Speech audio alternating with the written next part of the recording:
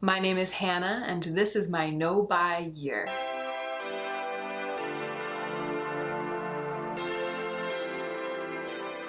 This isn't my usual content, so I'm uploading it as a bonus video. As most of you know, my regular uploads are every Sunday and Wednesday. In case this is your first time watching one of my videos, I'm going to tell you a little bit about my channel.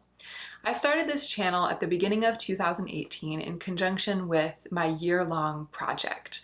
The project is that I'm not buying anything this year. No makeup, no skincare, no clothing, and no homewares. It's an attempt to recover from what I would call a mild but persistent and very troubling addiction to shopping for those things. I have struggled with overspending for my entire adult life, but it really ramped up and took control over me after the 2016 election, when I was in a dark place emotionally and therefore at peak vulnerability. Now I'm trying to shake it off and get my life back, hence the project, hence the channel, etc. So most of my videos are about my no-buy year, and they're also about my love of makeup and skincare and fashion, and how I'm slowly learning to be engaged in the beauty community without becoming an out-of-control Uber consumer. YouTube is not my job. In fact, as of this filming, my channel isn't even monetized yet. I have a couple of jobs. I teach dance. I'm a dancer of Argentine tango. I design clothing for women who dance Argentine tango, and I'm also a writer. I'll put some links to my tango performances, my tango clothes, and my writing website down below in case you're curious. So I write poetry and essays, and I wanted to make a dedicated video about my most recent publication because it's an essay about YouTube. It's about the YouTube beauty community. It's not about my channel. In fact, the essay doesn't even mention that I have a channel, but it's about my experience as a viewer of YouTube last September when Jaclyn and Kathleen got together for a collaboration and a very specific kind of drama unfolded. If you follow the YouTube beauty community like I do, and if you watch YouTube videos to escape from your worries, and especially if you ever wonder about the ethics of that kind of escapism, I think you might really enjoy the essay.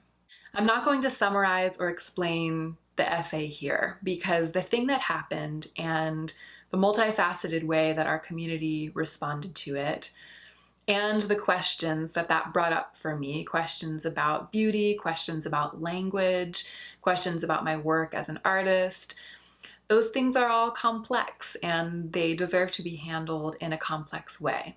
That's why I chose to explore them in an essay.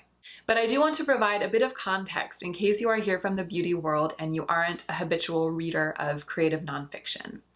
There's so much writing on the internet that takes the form of an opinion piece, meaning that almost everything that we click through to read is a piece of writing that makes an argument. It's trying to convince us to think either one way or think another way about an issue. And to me, that is not the work of a literary essay. An essay is about questions rather than answers. So for this essay, I tried to gather together all of the questions and hold them up and expose them one by one.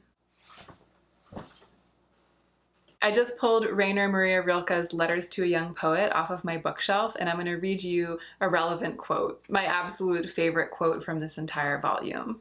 Okay, so Rilke says, "Do not now seek the answers, which cannot be given to you because you would not know how to live them. And the point is to live everything. Live the questions now. Perhaps you will then gradually, without noticing it, live along some distant day into the answer."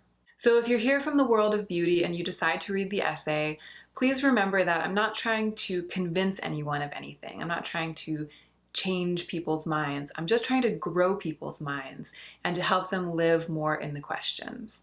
And I'm trying to live more in the questions myself. If you're here from the literary world and this is your first time watching YouTube, all I can say is welcome to the party.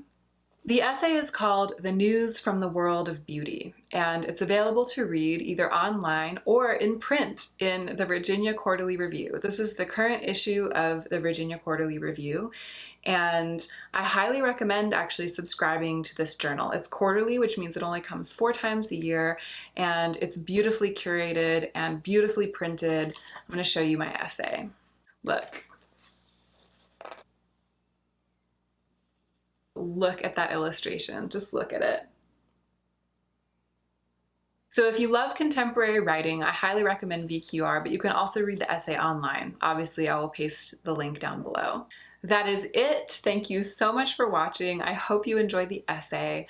And it goes without saying that I would love to hear what you think in the comment section down below. And whether you read the essay or don't read the essay, don't forget to take extra good care of yourself this week so that you can be the most effective version of yourself as you do your work in the world.